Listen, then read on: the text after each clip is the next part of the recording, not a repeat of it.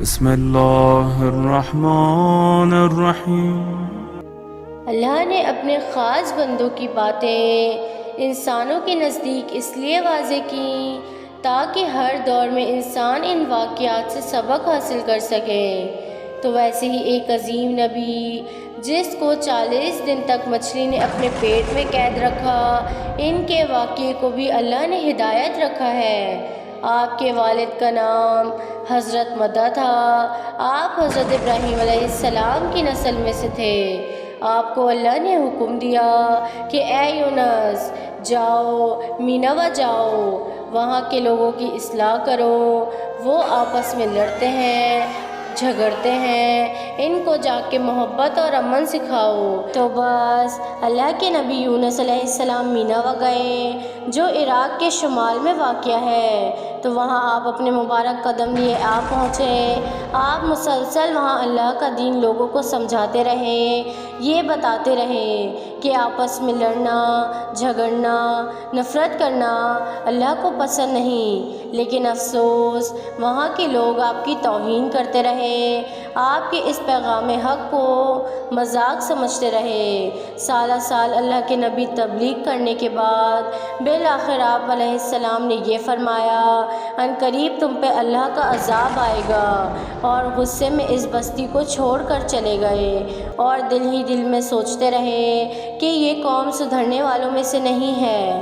اللہ کی مرضی کے بغیر انہوں نے بستی میں رہنے والے لوگوں کی اصلاح کرنا چھوڑ دی۔ کچھ ہی دن گزرے تھے، اس بستی میں ایک بڑا سا بادل دور سے آ رہا تھا جس میں بجلیاں اور آگ چمک رہی تھی۔ اس بستی کے لوگوں نے جیسے ہی آگ اور بجلیاں چمکتے ہوئے دیکھا تو وہ آپس میں کہنے لگے کہ لگتا ہے کہ قوم لوط کی طرح ہم پہ بھی اللہ کا عذاب آ گیا ہے۔ یونس سچا تھا، یونس کا اللہ سچا تھا، اب ہمیں اللہ کے عذاب سے کوئی نہیں بچا سکتا۔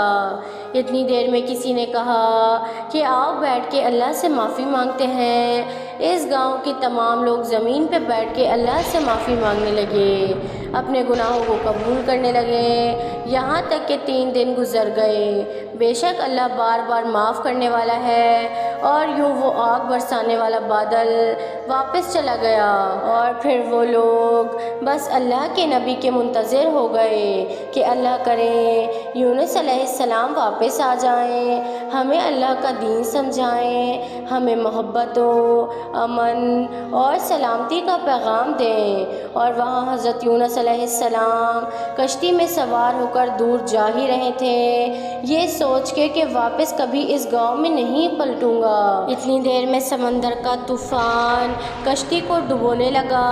یوں کشتی کے سالار نے کہا کہ جو جو سامان کشتی میں ہے وہ سب سمندر میں پھینکو، ایسا نہ ہو کہ ہم سب کے سب ڈوب کے مر جائیں۔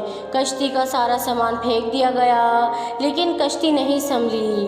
بالآخر کشتی کے سالار نے کہا کشتی سے وزن کم کرنے کے لیے کسی ایک افراد کو پھینک دیتے ہیں، پھر شاید کشتی سنبھل جائے۔ سب ایک دوسرے کو دیکھنے لگے تو سالار نے کہا کہ ایسے کرتے ہیں، قرآن دازی کرتے ہیں، جس کا نام نکلے گا اس کو قربانی دینی پڑے گی تاکہ دوسرے لوگ بچ جائیں۔ بس سب کے نام تحریر کیے گئے، اور قرآن دازی کر کے جب پہلا نام نکلا تو پہلا نام اللہ کے نبی یونس علیہ السلام کا نکلا۔ سب آپس میں دیکھتے رہے کہ یہ تو اللہ کا نیک بندہ لگتا ہے، اس کو پانی میں کیوں پھینکیں۔ پھر سے قرآن دازی کی، پھر سے یونس علیہ السلام کا نام نکلا۔ تیسری بار قرآن دازی کی، تیسری بار بھی یونس علیہ السلام کا نام نکلا۔ تو حضرت یونس علیہ السلام نے فرمایا میں سمجھ گیا یہ اللہ کی مرضی ہے، اور اپنے آپ کو سمندر کے حوالے کر دیا۔ جیسے ہی اللہ کے نبی حضرت یونس علیہ السلام سمندر میں آئے تو اللہ نے ایک مچھلی کو حکم دیا کہ جاؤ میرے نبی یونس کو اپنے پیٹ میں قید رکھو، یاد رکھنا میرے نبی کو تیرے پیٹ میں کوئی تکلیف نہ آئے۔ اس مچھلی نے اللہ کے حکم کو مانتے ہوئے یونس کو اپنے پیٹ میں حفاظت سے رکھ لیا۔ پہلے تو حضرت یونس علیہ السلام سمجھے کہ میں دارالفنا سے دارالبقا کی طرف کوچ کر گیا ہوں، لیکن کچھ ہی دیر میں ان کو یہ اندازہ ہوا کہ نہیں، میں ابھی یہی ہوں، کیونکہ میرا جسم حرکت کر رہا ہے۔ حضرت یونس علیہ السلام نے ادھر ادھر دیکھا تو ان کو معلوم ہوا کہ وہ مچھلی کے پیٹ میں ہیں۔ وہ اللہ سے بات کرنے لگے، اللہ سے معافی مانگنے لگے کہ اے میرے مالک، جو کام آپ نے مجھ سے کہا وہ میں کر نہیں پایا، اے اللہ مجھے معاف کرنا، بے شک میں نے اپنے آپ پر خود ظلم کیا ہے۔ حضرت یونس علیہ السلام سنتے ہیں کہ ان کے ساتھ ساتھ مچھلیاں بھی اللہ کا ذکر کر رہی ہیں۔ اس بات کو 40 دن گزر گئے۔ بار بار یونس علیہ السلام نے جب معافی مانگی تو ان کو یہ خیال آیا کہ اللہ کو ان کے محبوب چیز کا واسطہ دوں، شاید میری توبہ قبول ہو جائے۔ تو حضرت یونس علیہ السلام نے سوچا کہ اس کائنات کو بنانے کا سبب میرے دادا ابراہیم نے اپنی اولاد کو بتایا تھا کہ یہ کائنات حضرت محمد مصطفیٰ صلی اللہ علیہ وسلم کے صدقے بنی ہے۔ تو حضرت یونس علیہ السلام نے اللہ کے دربار میں ہاتھوں کو اٹھایا اور کہنے لگے، اے میرے اللہ، تجھے اس محمد کا واسطہ ہے کہ مجھے اس قید سے نجات دے۔ بس حضرت یونس علیہ السلام کی دعا اللہ نے قبول کر لی اور اللہ نے مچھلی کو حکم دیا کہ جا خشکی کی طرف میرے نبی یونس کو رکھ کر آ۔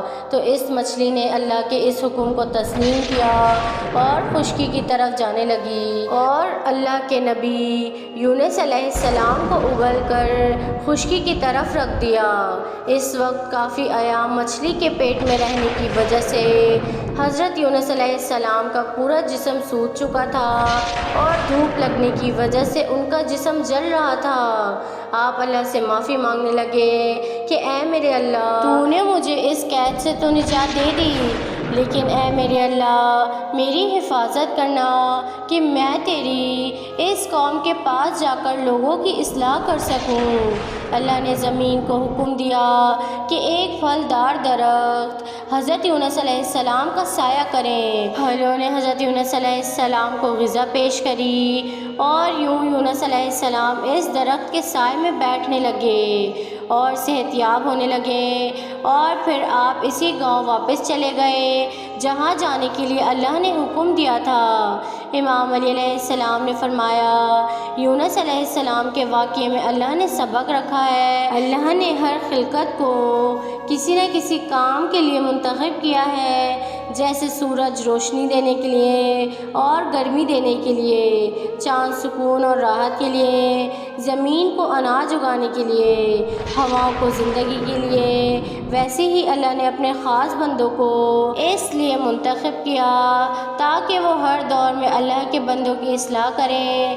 جیسے اللہ نے کسی خلقت کو یہ اختیار نہیں دیا کہ وہ کسی کو بھی اپنی رحمت سے محروم کر دیں، سورج کو یہ اختیار نہیں کہ وہ مشرق اور منافق میں فرق پیدا کر کے کسی پہ روشنی ڈالیں اور کسی پہ نہیں، بارش کو یہ اختیار نہیں کہ وہ مومن کے گھر برسیں اور منافق کے نہیں، ایسے ہی اللہ کے نیک بندوں کو یہ اختیار نہیں کہ وہ اپنی طرف سے یہ ارادہ کر لیں کہ اس کی اصلاح کرنی ہے اور اس کی نہیں۔ ہدایت اللہ کی طرف سے ہے اور اس ہدایت کو پہنچانا اللہ کے خاص بندوں کا فریضہ ہے۔